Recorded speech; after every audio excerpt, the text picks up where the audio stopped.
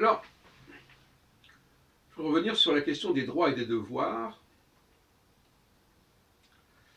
en proposant qu'en phase anthropique, on est plutôt dans les droits, et en phase néganthropique, plutôt dans les devoirs. Est-ce que ça vous paraît cohérent comme propos? Alors c'est une proposition que je fais, bien sûr, parce que vous savez que j'essaye toujours de connecter les choses les unes avec les autres, et de ne pas créer des barrières étanches entre les mots, entre les concepts, etc. C'est pas mon genre. Et donc c'est toujours un peu énervant, parce que les gens ont toujours des idées très précises sur le sens de tel et tel mot, parce qu'ils ne les connectent pas, il n'y a pas de fluidité dans leur discours, dans leur pensée. Et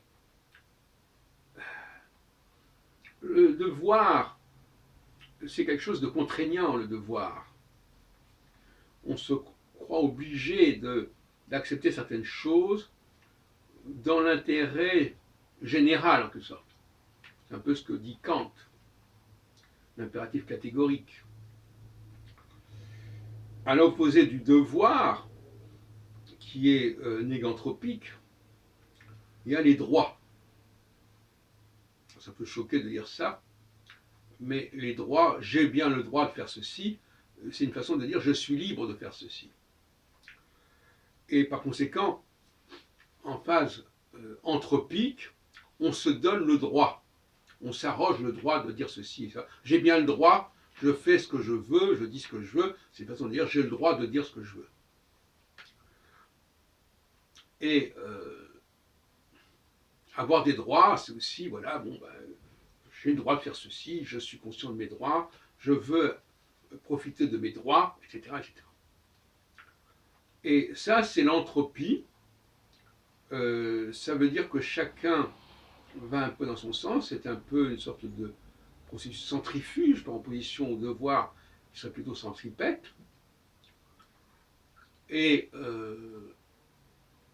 je dirais aussi, sur un autre plan, parce que je ne pourrais pas multiplier les vidéos indéfiniment, qu'en ce qui concerne les hommes et les femmes, par rapport à la théorie trinitaire que je développe, c'est-à-dire Mars, Jupiter, Saturne, la famille, la nation et le supranational, eh bien, les femmes sont quand même plus proches de la famille, de certaine manière.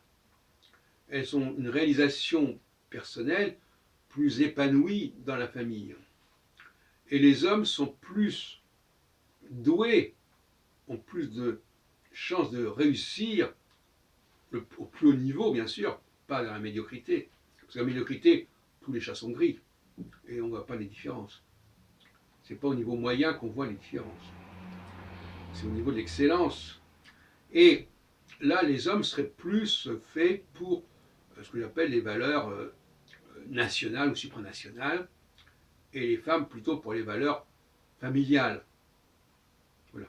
Voilà donc ma contribution dans cette vidéo à clarifier un certain nombre de questions qui ont déjà été abordées jusque-là dans d'autres vidéos. Bienvenue sur notre chaîne de la subconscience.